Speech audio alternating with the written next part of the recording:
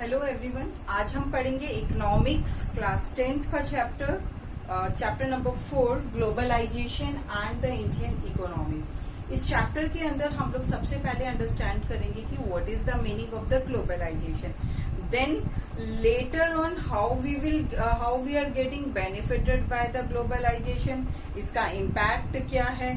ठीक है, तो हम इन चीजों को डिस्कस करेंगे। इसके साथ साथ लिबरलाइजेशन है, ये टॉपिक हम लोग करने वाले हैं, और इसके साथ मार्केट के ऊपर कंट्रोल कैसे किया जा सकता है। कुछ इस तरह के जो इम्पोर्टेंट पॉइंट है related to the globalization we will discuss in this chapter. तो first of all let us understand what is the meaning of the globalization. Globalization means speed up of the movement and the exchanges throughout the world. यानी कि इस world के अंदर मतलब लोगों का एक जगह से दूसरी जगह जाना, उनका मूवमेंट होना, साथ के साथ थिंग्स का एक्सचेंज होना, दिस इज कॉल्ड ग्लोबलाइजेशन। मतलब हम लोग जो चीजों का एक्सचेंज करते हैं कि एक कंट्री से दूसरी जगह पहुंचाना, वहां से यहाँ पहुंचाना, तो जो लोगों के बीच में इंटरेक्शन होता है, ठीक है, थिंग्स का एक्सचेंज कह सकते हैं हम, टेक्नोलॉजी का एक्सचेंज कह सकते हैं, या कैपिटल एक्सचेंज कह सकते हैं। Many of the exchanges, religious हो सकता है, कल्चर हो सकता है, सोशल है। तो इस तरह की एक्सचेंजेस को एट द वर्ल्ड लेवल हम लोग क्या कहेंगे, ग्लोबलाइजेशन। ठीक है, तो this is the meaning of the globalisation. Now next thing is what is the effect of the globalisation. क्या असर पड़ता है इसका ग्लोबलाइजेशन का हमारे ऊपर। सबसे पहला है it promotes and increases interaction. ये प्रमोट करता है, इंक्रीज करता है इंटरेक्शन को, इंटरेक्शन बिटवीन टू कंट्रीज और द मेनी कंट्रीज। हमारा जो कंट्रीज के बीच में इंटरेक्शन बनता है, ठीक है, this is the first effect of the globalisation. Second effect है कि सबके सब हम पॉजिटिव इफेक्ट ही डिस्कस कर रहे हैं। Next is technological innovations. Actually क्या होता है कि जब एक कंट्री दूसरे कंट्रीज के साथ इंटरेक्टेड होता है, तो वहां पर जो टेक्नोलॉजिकल इनोवेशंस है वो हमें उनसे सीखने को मिलते हैं। हमारे यहाँ जो कुछ है वो हम उनको सिखाते हैं। तो ये एक तरह का एक्सचेंज हो गया। तो बहुत सारी कंट्रीज के साथ जब हम इंटरेक्ट करते हैं तो उनका टेक्नोलॉजिकल इनोवेशन क्या है, उसके साथ हमारे आइडियाज कैसे जुड़ सकते हैं और हम इसको कैसे बेटर बना सकते हैं। तो हमें आपस में मिलजुल कर ही ये सब चीजें जो है वो पता चलती है और हम एडवांस होते चले जाते हैं। नेक्स्ट है socio economic development. Whenever we are interacting with any of the country, तो उनका सोशियो डेवलपमेंट भी होगा, मतलब सोशल डेवलपमेंट भी होगा, और साथ के साथ इकोनॉमिक डेवलपमेंट भी होगा। And next thing is it's create greater opportunity for the individuals और द फर्म्स। ये एक ग्रेटर अपॉर्चुनिटीज भी लेकर आता है इंडिविजुअल्स के लिए, फर्म्स के लिए, ठीक है, और ग्रोथ होती है इसके अंदर। टेक्नोलॉजिकल ग्रोथ हम कह सकते हैं, पर्सन की इंडिविजुअल ग्रोथ भी है कि वो एक दूसरे कंट्री में जाकर बहुत कुछ सीखता है और बहुत कुछ अर्निंग उससे होती है। तो इस तरीके से हम इंटरेक्शन के थ्रू हम लोग बहुत कुछ सीख सकते हैं, अपना इकोनॉमिक डेवलपमेंट कर सकते हैं, सोशल डेवलपमेंट कर सकते हैं। नेक्स्ट इसका पॉजिटिव इम्पैक्ट है, मेनी थिंग्स आर एक्सेसिबल।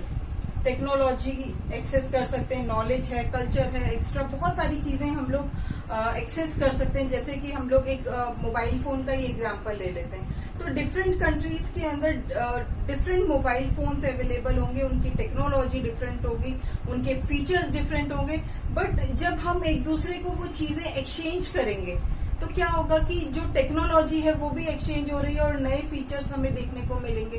तो इस तरीके से हम लोग बहुत सारी चीजें जो है वो एक्सेस कर सकते हैं। तो ये है इसके पॉजिटिव इम्पैक्ट ग्लोबलाइजेशन के। और अब हमारा नेक्स्ट टॉपिक है production across the countries. Next topic is production across the countries, कि हम दूसरे कंट्रीज में प्रोडक्शन कैसे कर सकते हैं। तो दूसरे कंट्रीज में प्रोडक्शन करने के लिए हमें सबसे पहले वहां के प्रोडक्शन को, वहां के कंट्री के प्रोडक्शन को हमें कंट्रोल करना पड़ेगा।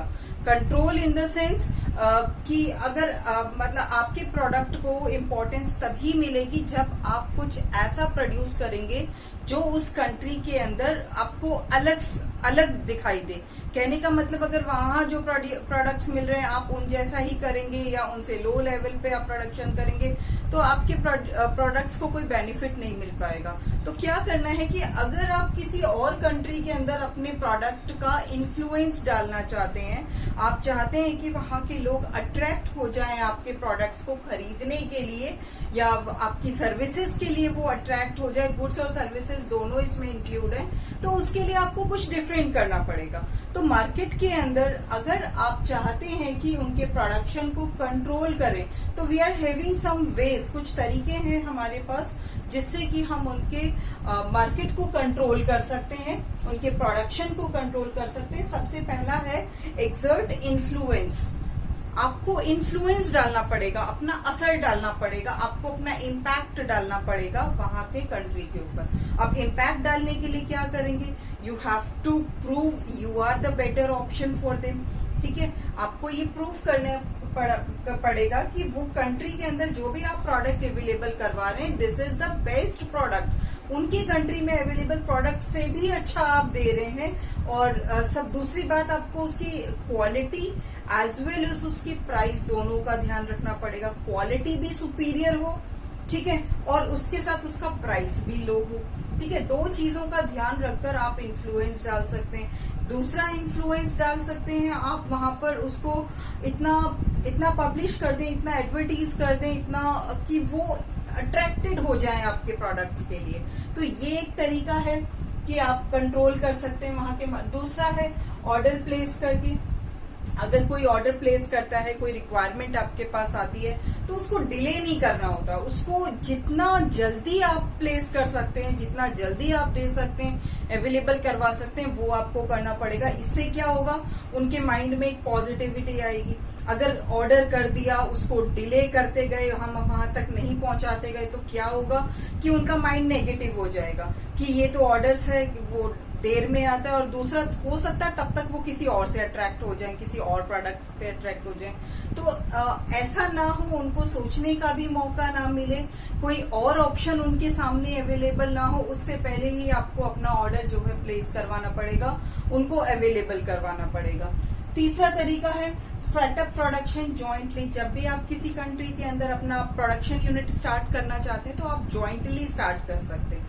जॉइंटली स्टार्ट करने का बेनिफिट क्या होगा कि वहां पर जो ऑलरेडी कंपनीज वर्क कर रही हैं तो आपको एक तो उनकी हेल्प मिल जाएगी क्योंकि आपने जॉइंट प्रोडक्शन किया है, और शुरुआत के टाइम में इनिशियल स्टेज के अंदर आप काफी कुछ उनसे सीखेंगे, काफी कुछ वो आपको हेल्प आउट भी करेंगे, और धीरे धीरे करके आप एक इन्फ्लुएंस जो है मार्केट के अंदर डाल सकते हैं। ठीक है, नेक्स्ट है वहां की लोकल कंपनीज का आप इस्तेमाल कर सकते हैं। लोकल कंपनीज को आप खरीद भी सकते हैं ताकि आपका जो प्रोडक्ट है वो इजीली सप्लाई हो जाए और लोकल कंपनीज आपको हेल्प आउट करें। जो छोटी छोटी कंपनीज होती है या तो उसको खरीद के अपने अंदर मर्ज कर लेना, ठीक है, ये भी एक तरीका है। फिर वो लोकल कंपनीज जो है आपको सपोर्ट करेगी, आप क्योंकि आपके साथ मर्ज हो गई है, उनका प्रॉफिट लॉस आप ही के साथ जुड़ा हुआ है, तो डेफिनेटली वो एक पॉजिटिव माइंड लेकर आपको हेल्प आउट करेंगे। तो इसी तरीके से हम लोग मार्केट के ऊपर इन्फ्लुएंस डाल सकते हैं, दूसरे कंट्रीज के मार्केट को कंट्रोल कर सकते हैं। तो these are the methods to control the markets of the other countries. Now our next topic is integration of market by the foreign trade। कि जो लोकल मार्केट है उसमें फॉरेन मार्केट का इंटीग्रेट होना, फॉरेन मार्केट का आकर मिल जाना, तो उसके हमें कौन कौन से बेनिफिट हो जाते हैं। सबसे पहला बेनिफिट है अट्रैक्ट ट्रेडिंग इंटरेस्ट। ठीक है, ये ट्रेडिंग इंटरेस्ट को, एक बिजनेस को अट्रैक्ट करता है whenever foreign trading companies are merged into the local markets. उसमें क्या होगा कि ट्रेडिंग इंटरेस्ट जो है वो बढ़ जाएगा। नेक्स्ट क्या है, exchange of goods and services across different countries. जब फॉरेन कंट्रीज के मार्केट जो है वो मर्ज हो जाएंगे, वो मिलेंगे जाकर, तो उसमें क्या होगा, एमएनसीज के थ्रू, मल्टीनेशनल कंपनीज के थ्रू वो डिफरेंट मार्केट तक अप्रोच करेंगे और डिफरेंट कंट्रीज तक अप्रोच करेंगे और उनका बिजनेस जो है वो ग्लोबलाइज होगा, या ये कह सकते हैं कि उनका बिजनेस जो है वो सबसे ज्यादा एक्सपैंड हो जाएगा। जो कंपनीज जो है मैक्सिमम कंट्रीज तक पहुंच पाती है मैक्सिमम कंट्रीज तक अपना प्रोडक्शन जो है वो सेटअप कर पाती है। तो उनके लिए ये एक चॉइस हो जाएगी, उनके लिए ये एक अपॉर्चुनिटी हो जाएगी कि वो ज्यादा से ज्यादा प्रोडक्शन करके मैक्सिमम कंट्रीज तक अपनी प्रोडक्ट्स को जो है वो पहुंचा सकें और उनका इकोनॉमिक डेवलपमेंट भी होगा। नेक्स्ट है आपके पास creates opportunity for producers to reach beyond domestic market. ये एक प्रोड्यूसर्स के लिए भी अपॉर्चुनिटी क्रिएट करता है, एक अपॉर्चुनिटी लेकर आता है कि प्रोड्यूसर्स क्या करते हैं कि लोकल जो प्रोड्यूस कर रहे हैं, जो प्रोडक्शन कर रहे हैं, वो डोमेस्टिक मार्केट तक पहुंचने के लिए उनके पास भी एक अपॉर्चुनिटी आ जाती है, उनके पास एक मौका आ जाता है कि हम अच्छा प्रोडक्शन करेंगे तो कहीं का भी डोमेस्टिक मार्केट जो है उसके ऊपर अपना इन्फ्लुएंस जो है वो डाल सकते हैं। नेक्स्ट है easy availability of goods and services. अगर ज्यादा से ज्यादा कंपनीज होंगी, ज्यादा प्रोड्यूसर्स होंगे, ज्यादा प्रोडक्ट्स होंगे, तो मार्केट के अंदर जो चीजें हैं वो इजीली अवेलेबल हो जाएंगी, सर्विसेज जो है वो इजीली अवेलेबल हो जाएंगी। नेक्स्ट है expansion of choices for the buyers. जो बायर्स है उनके पास भी चॉइस हो जाएगी, ठीक है, उनके पास चॉइस होगी, उनके पास डिफरेंट वेराइटीज अवेलेबल होगी, different kinds of products available होंगे। तो एक चॉइस है उनके पास कि वो कौन सा प्रोडक्ट जो है वो खरीदना चाहते हैं, कौन सी सर्विसेज जो है वो लेना चाहते हैं। तो it increases the choices for the buyers also. Next है reduction of prices of goods and services because of competition.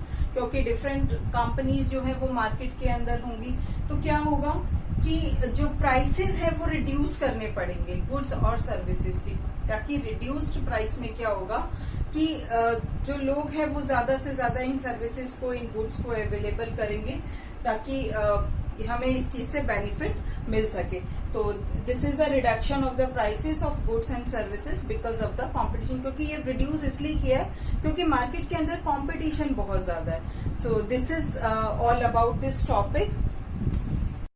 Now our next topic is liberalization.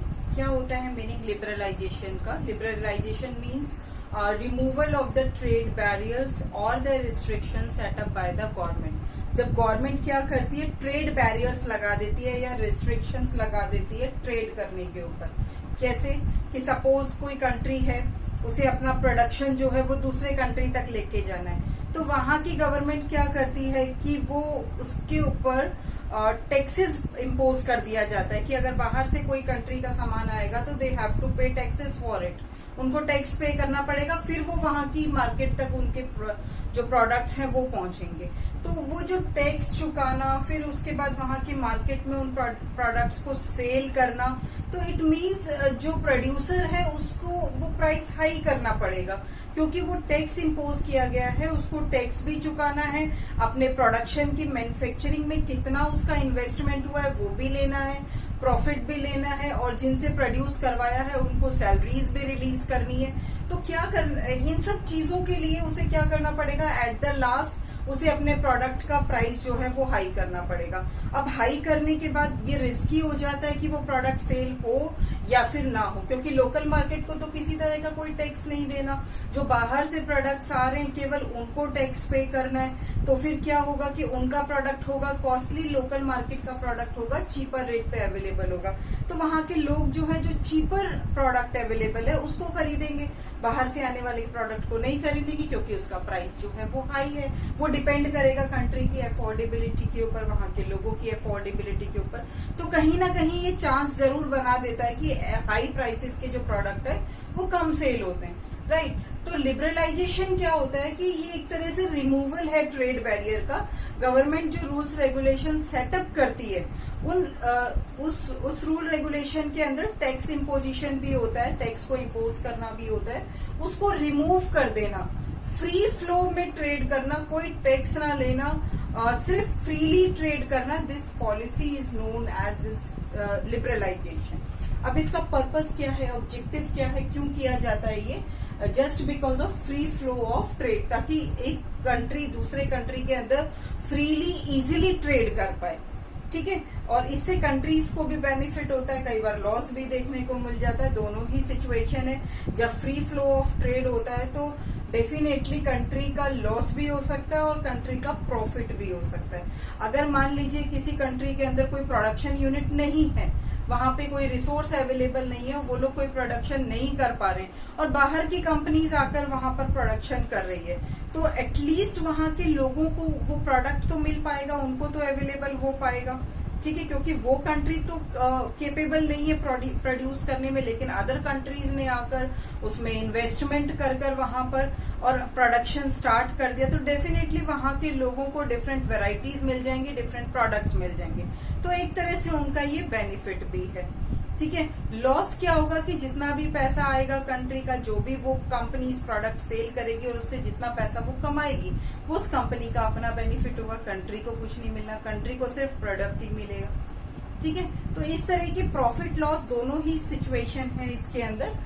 तो लिबरलाइजेशन का मतलब है फ्री फ्लो ऑफ ट्रेड। अब इसका कुछ पॉजिटिव इम्पैक्ट भी है और कुछ नेगेटिव इम्पैक्ट भी है। अब हम लिबरलाइजेशन के इम्पैक्ट को डिस्कस कर लेते हैं। सबसे पहले हम लोग देखते हैं positive impact, increase in the foreign investment.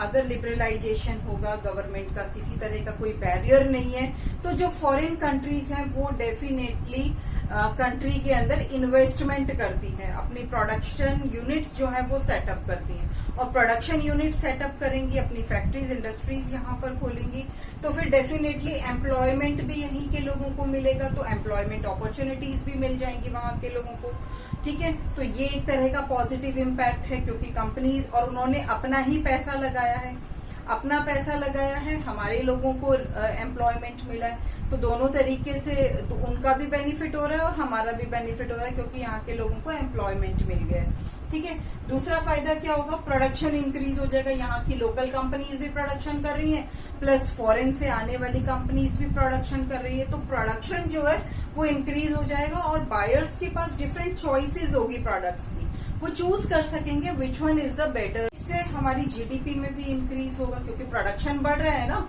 चाहे वो प्राइमरी सेक्टर का है, चाहे वो सेकेंडरी, चाहे वो टर्शियरी, किसी भी सेक्टर में अगर प्रोडक्शन बढ़ता है तो फिर वो हमारी जीडीपी को भी ग्रो करता है, ठीक है। ग्रॉस डोमेस्टिक टेक्नोलॉजिकल एडवांसमेंट भी होता है इससे। क्या जो जिस तरीके से प्रोडक्शन कर रही है, हो सकता है टेक्निकली वो हमसे ज्यादा एडवांस हो, तो हमें भी उनसे सीखने को मिलेगा और हम भी इस तरीके से एडवांस हो सकते हैं। अगला इसका कुछ नेगेटिव इम्पैक्ट्स भी है। फर्स्ट है इंक्रीज इन द अनएम्प्लॉयमेंट। अभी मैंने डिस्कस किया था कि एम्प्लॉयमेंट मिल रहा है कंपनीज के आने से। दूसरा नेगेटिव इम्पैक्ट ये भी आ रहा है कि अनएम्प्लॉयमेंट हो रहा है। अनएम्प्लॉयमेंट किस सिचुएशन में होगा, अगर मान लीजिए कोई कंट्री के अंदर कोई एमएनसी, कोई बाहर से आके कोई कंपनी सेटअप हुई है और वो कंपनी यहाँ पर चल नहीं पाई, उसका प्रोडक्शन नहीं चल पाया, उसका सामान जो है वो सेल नहीं हो पाया, तो क्या होगा, डेफिनेटली वो जो कंपनी है वो कुछ टाइम बाद बंद हो जाएगी। बंद हो जाएगी तो वो यहाँ से अपना सब कुछ समेट कर अपने कंट्री में चली जाएगी। तो उस कंपनी में जो काम करने वाले एम्प्लॉयज थे, जो उनकी हेल्प कर रहे थे, वो लोग क्या होंगे, अनएम्प्लॉयड हो जाएंगे। So this cause unemployment also. ये एक नेगेटिव इम्पैक्ट भी है, क्योंकि जब तक वो कंपनी है तब तक तो एम्प्लॉयड है, जिस दिन वो कंपनी चली गई हमारे यहाँ के जो एम्प्लॉयज हैं वो अनएम्प्लॉयड हो जाएंगे, ठीक है। इनबैलेंस्ड डेवलपमेंट, इनबैलेंस्ड मैं इसलिए कह रही हूँ क्योंकि जो भी उनका प्रोडक्शन होगा, बेनिफिट प्रॉफिट तो उनको जाने वाला है, हमारा डेवलपमेंट जो है वो इनबैलेंस्ड हो जाएगा।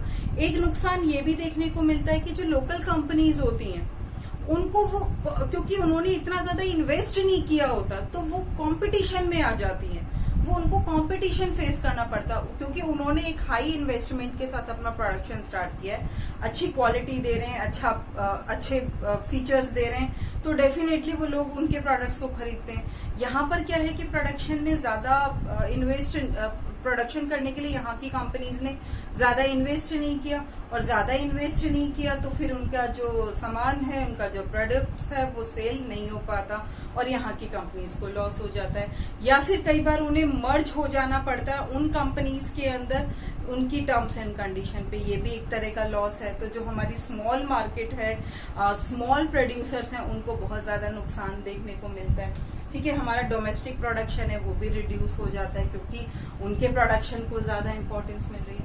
आज भी अगर हम मार्केट में देखें तो हमारी कंपनी के प्रोडक्शंस को कम लोग पसंद करते हैं, ठीक है। इंडिया में मेड इन इंडिया के जो प्रोडक्ट्स होते हैं वो कम सेल हो पाते हैं, जबकि बाहर से आई हुई कंपनीज जो यहाँ पर आकर प्रोड्यूस कर रही है उसकी मार्केट सेलिंग जो है बहुत अच्छी है। तो इस तरीके से हमें लॉस भी देखने को मिलता है कि हमारा अपना प्रोड्यूसर जो है वो पीछे रह जाता है और वो प्रोडक्शन करके हमसे कहीं आगे निकल जाते हैं, वो भी हमारे अपने ही मार्केट के अंदर। So this is the negative impact of the liberalisation. हम एक और एग्जांपल ले लेते हैं, चाइनीज टॉयज का ले लेते हैं, चाइनीज प्रोडक्ट्स का ले लेते हैं। इंडिया की टोटल मार्केट के अंदर क्या है, चाइनीज प्रोडक्ट्स जो है, Chinese mobile, Chinese electronic goods, बहुत सारी चीजें ऐसी हैं जो कि पूरी तरीके से इम्पैक्ट डाले हुए हैं। तो बायर जो होता है वो क्या करता है, क्योंकि उसे कम प्राइस के अंदर अच्छे फीचर्स मिल रहे हैं, ठीक है, अच्छे फीचर्स मिल रहे हैं, तो वो अपने यहाँ बनने वाले, अपने यहाँ प्रोड्यूस होने वाले प्रोडक्ट को देखते भी नहीं है, खरीदते भी नहीं है, और चाइनीज प्रोडक्ट्स, चाइनीज टॉयज, जो भी चाइनीज इलेक्ट्रॉनिक आइटम है उसकी तरफ वो बहुत ज्यादा अट्रैक्ट हो जाते हैं। क्यों अट्रैक्ट हो रहे हैं? क्योंकि वो कम पैसों के अंदर, चीपर प्राइस के अंदर आपको ज्यादा फीचर्स दे रहे हैं, ज्यादा आपको सहूलियत मिल रही है, सस्ता मिल रहा है, और इसीलिए लोग क्या है, उनकी अफोर्डेबिलिटी होती है और वो उन प्रोडक्ट्स को वो इजीली खरीद लेते हैं। जबकि यहाँ बनने वाला प्रोडक्ट, उनकी क्वालिटी नहीं इतनी अच्छी होती, या वो इतनी अच्छी क्वालिटी नहीं दे पाते, और प्राइसेस भी हाई होता है। तो जो बायर होता है उसको लगता है कि सस्ते में तो उसको बहुत कुछ मिल गया, और महंगा पे करने के बाद भी उसे उतने फीचर्स अवेलेबल नहीं हो पा रहे, तो इसीलिए वो फॉरेन के प्रोडक्ट्स जैसे कि चाइना के प्रोडक्ट्स जो है वो खरीदना सबसे ज्यादा पसंद करता है। Now our next topic is World Trade Organization, WTO। क्या होता है WTO? जैसे नाम से ही पता चल रहा है, वर्ल्ड ट्रेड ऑर्गेनाइजेशन एक ऐसा ऑर्गेनाइजेशन है जो वर्ल्ड के अंदर ट्रेड को ऑर्गेनाइज करता है, बिजनेस को ऑर्गेनाइज करता है कि वो किस तरीके से किया जाएगा, कैसे, उसके लिए क्या रूल्स रेगुलेशंस होंगे। तो ये सब जो है मैनेज किया जाता है वर्ल्ड ट्रेड ऑर्गेनाइजेशन के थ्रू। ये सेटअप किया गया था 1 जनवरी 1995 में। 1 जनवरी 1995 में इंडिया के अंदर इसका रिप्लेसमेंट हुआ था GATT गेट से 1948 के अंदर बना था। जनरल एग्रीमेंट टैरिफ ट्रेड का एक ये रिप्लेसमेंट है जो कि 1948 में था, ठीक है, और ये 1995 में इसको वर्ल्ड ट्रेड ऑर्गेनाइजेशन के नाम से जानने लगे थे। अगला है, ये डील करता है trade relation with 164 Nations, 164 countries के जो ट्रेड रिलेशंस हैं उनको वो डील करता है, मैनेज करता है, ठीक है। नेक्स्ट है, इसका हेडक्वार्टर है जिनीवा, स्विट्जरलैंड के अंदर। और इसके अलावा अब हम इसके फंक्शंस देख लेते हैं कि WTO को किस ऑब्जेक्टिव के साथ सेटअप किया गया था, क्या काम ये करता है। तो ऑब्जेक्टिव तो इसका यही है कि to deal the trade relation with 164 nations. Next है, इसका फंक्शंस क्या है, कैसे काम करता है, ये क्या काम है इसका। सबसे पहला काम है, it setup the rules and regulation for the trade, कि कैसे ट्रेड करना है, इसके लिए रूल्स रेगुलेशंस को फ्रेम करना, उसको इम्प्लीमेंट करना WTO का काम है। दूसरा काम होता है कि इंश्योर करना कि वो कंट्रीज उस ट्रेड रूल्स रेगुलेशंस को फॉलो कर भी रहे हैं कि नहीं। तो इंश्योर बनाना, उसको फ्रेम आउट करना, प्लस उसको इंश्योर करना, this is the main function of the WTO। और इसके साथ साथ गवर्नमेंट के ऊपर भी चेक रखना कि whether these rules and regulations are followed by this government और नॉट। किसी गवर्नमेंट ने कोई ट्रेड बैरियर तो नहीं लगा दिया, अगर बैरियर लगा दिया है, कोई रिस्ट्रिक्शन लगाई है, तो उनके साथ नेगोशिएशंस करना, उनके साथ बात करना, इनको डील करना, ये सब काम जो है WTO का होता है। तो कहने का मतलब ये है कि वर्ल्ड के अंदर बिजनेस को किस तरीके से किया जाए, ट्रेड कैसे किया जाए, इन सब के लिए मेथोडोलॉजीज, उनके लिए रूल्स रेगुलेशंस जो है WTO सेटअप करता है। Now our next topic is Special Economic Zone, SEZ, Special Economic Zone। सबसे पहले देख लेते हैं हम Special Economic Zone होता है क्या। Zone means area, economic.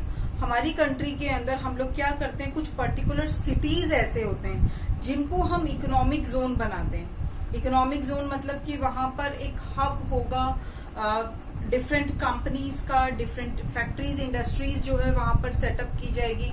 एक तरीके से उसको इंडस्ट्रियल टाउन बनाया जाएगा और ऐसा उसको डेवलप्ड किया जाएगा, उस एरिया को। वहां पर वर्ल्ड क्लास इंफ्रास्ट्रक्चर तैयार किया जाएगा ताकि, और डिफरेंट फैसिलिटीज वहां पे अवेलेबल होगी, अच्छी सड़कें होंगी, इलेक्ट्रिसिटी होगा, वाटर फैसिलिटी होगी, ट्रांसपोर्ट होगा, अच्छा कम्युनिकेशन होगा। वो इसलिए किया जाता है ताकि जो फॉरेन कंपनीज है वो अट्रैक्ट हो सके, वहां पर आएंगी, अगर वो कंपनीज वहां पर वो इन्वेस्टमेंट करेंगी, अपनी कंपनीज जो है वो यहाँ पर सेटअप करेंगी और उसके बाद यहाँ प्रोडक्शन स्टार्ट होगा, उनका भी बेनिफिट होगा, हमारे यहाँ के लोगों को भी बिजनेस मिल पाएगा, एम्प्लॉयमेंट मिल पाएगा।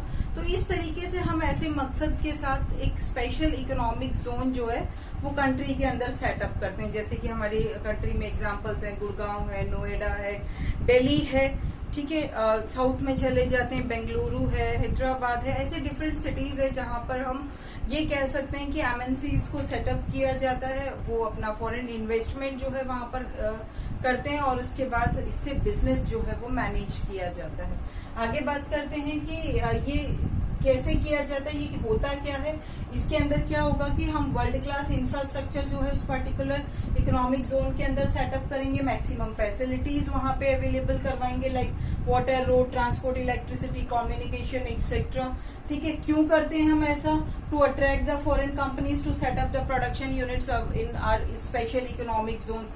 उसका बेनिफिट हम लोग ये भी देखते हैं कि हमें प्रोडक्शन भी अच्छा मिल रहा है, बायर्स को भी बहुत सारी चॉइसेस मिल रही है, लोगों को एम्प्लॉयमेंट भी मिल रहा है, टेक्नोलॉजिकली भी हम एडवांस हो रहे हैं, बहुत कुछ उनसे सीख रहे हैं, कल को हम अपनी कंपनीज भी खोल सकते हैं उनसे सीख कर। तो बहुत सारे बेनिफिट्स जो हैं हमें इनसे मिल पा रहे हैं। क्या किया जाता है, उनको टैक्सेस में रिलैक्सेशन दिया जाता है, तभी वो आकर हमारे यहाँ पे कंपनीज जो है वो सेटअप कर पाते हैं। इसके अलावा उनके लिए लिबरल लॉज जो है वो भी फ्रेम किए जाते हैं, बट गवर्नमेंट इस चीज को मैनेज करती है कि इसको कैसे स्मूथली जो है हमारी कंट्री के अंदर सेटअप किया जाए। Now our next and last topic is role of government in the fair globalization. Government का क्या रोल है एक फेयर ग्लोबलाइजेशन प्रोसेस के अंदर? सबसे पहला रोल है गवर्नमेंट का, ensure labour laws are properly implemented. Labour के लिए, वर्कर्स के लिए, या जो एम्प्लॉय हैं जो डिफरेंट एमएनसीज के अंदर काम कर रहे हैं, बाहर से आई हुई कंपनीज के साथ काम कर रहे हैं, उनके लिए लेबर लॉज को जो है वो इंश्योर करे, उनके लिए लेबर लॉज बनाए। कहीं ऐसा ना हो कि बाहर की कंपनीज आए, यहाँ पर सेटअप हो, एम्प्लॉयज हमारे यहाँ के, उन्हें सैलरीज ना मिले, उन्हें एक्सप्लॉइट किया जाए और उसके बाद कुछ टाइम बाद वो कंपनी यहाँ से चली जाए। तो हमारे यहाँ के लोग भी एक्सप्लॉइटेड हो, काम भी करें, एक्सप्लॉइट भी हो। तो इस तरह के लिए लेबर लॉज बनाए जाते हैं। कुछ फिक्स सैलरीज होती हैं जो कि डिसाइड की जाती है गवर्नमेंट के द्वारा कि यहाँ के लोगों का एक्सप्लॉइटेशन ना हो सके। कई बार क्या होता है कि उनके वर्किंग आवर्स तो बहुत लॉन्ग कर दिए जाते हैं, लेकिन उसके अकॉर्डिंग उनको जो सैलरीज है वो उसके अकॉर्डिंग उन्हें नहीं दी जाती। सो this is the exploitation of the employees. तो गवर्नमेंट एक फेयर ग्लोबलाइजेशन के लिए इंश्योर कर सकती है, लेबर लॉज को बना सकती है, फ्रेम कर सकती है और उसके साथ साथ उसको चेक भी कर सकती है कि whether these laws are followed properly और नॉट। नेक्स्ट वन इज कि जो स्मॉल प्रोड्यूसर्स हैं, जो हमारी कंट्री में ऑलरेडी कम प्रोडक्शन कर रहे हैं, जो छोटे प्रोड्यूसर्स हैं, उनकी परफॉर्मेंस को भी इम्प्रूव हो। उनकी परफॉर्मेंस को इम्प्रूव करने के लिए उन्हें सपोर्ट किया जाए। ठीक है, उनको सपोर्ट करने के लिए उन्हें फाइनेंशियली हेल्प प्रोवाइड की जाए या उनके लिए लिबरल लॉज बनाए जाए। तो इस तरीके से वो जो स्मॉल फार्मर्स हैं, स्मॉल इन्वेस्टर्स हैं या स्मॉल प्रोड्यूसर्स हैं, वो कम इन्वेस्टमेंट के साथ अच्छा प्रोडक्शन दे सके, उनकी परफॉर्मेंस भी जो है वो कॉम्पिटिटिव लेवल तक आ सके। नेक्स्ट है imposition of trade barriers to protect the interest of the domestic producers. Same relevant point है सेकेंड पॉइंट से कि जो ट्रेड बैरियर्स जो है वो फॉरेन कंपनीज के लिए हो या ट्रेड बैरियर्स जो है वो इम्पोज करना किसके लिए? उन कंपनीज के साथ, ताकि यहाँ के डोमेस्टिक प्रोड्यूसर जो है वो भी बचे रहें। कहीं ऐसा ना हो कि वो यहाँ पर आकर अपनी कंपनी का प्रोडक्शन कर रहे हैं और हमारे यहाँ का मार्केट बिल्कुल ही खत्म हो जाए। तो इसलिए उनके लिए कुछ ट्रेड बैरियर्स बनाना भी गवर्नमेंट की रिस्पॉन्सिबिलिटी हो जाती है, उनकी ड्यूटी हो जाती है कि वो इसको यहाँ पर इम्पोज करे ट्रेड बैरियर्स को। अगर ट्रेड बैरियर लगाते हैं WTO, उसके साथ कोई डिस्कशन, नेगोशिएशन करते हैं, तो नेगोशिएशन करने की ड्यूटी भी गवर्नमेंट की है कि वो नेगोशिएट करे, WTO के साथ समझौता करे कि ये हमारे अपने इंटरेस्ट के लिए है, हमारे यहाँ के प्रोड्यूसर्स को प्रमोट करने के लिए। तो negotiation with the WTO, this is also the responsibility of the government. And next thing is align with the other countries to fight against domination. कई बार क्या होता है, कुछ कंट्रीज इतना ज्यादा इन्फ्लुएंस किसी कंट्री के मार्केट पर डाल देते हैं कि कुछ टाइम बाद वो डोमिनेट करने लगते हैं। तो इस डोमिनेशन को कम करने के लिए गवर्नमेंट क्या कर सकती है, अदर कंट्रीज के साथ अलाइंड होकर, मिलकर, यूनाइटेड होकर उनके डोमिनेशन को कंट्रोल कर सकती है। जैसे कि हम एग्जांपल ले सकते हैं चाइनीज मार्केट का। तो ये क्या करती हैं, चाइनीज मार्केट जो है मतलब डोमिनेशन करते हैं अदर कंट्रीज के मार्केट में, क्योंकि उनका धीरे धीरे करके कंट्रोल जो है पूरे मार्केट पर हो जाता है और वो डोमिनेट करने लगते हैं। तो इसी डोमिनेशन से बचने के लिए कंट्री को अलाइन होकर दूसरे कंट्री के साथ, यूनाइटेड होकर दूसरे कंट्रीज के साथ इसको जो है वो डील करना पड़ता है। So this is also the duty और responsibility of the government for the fair globalization. I hope ये चैप्टर आपको समझ में आ गया होगा।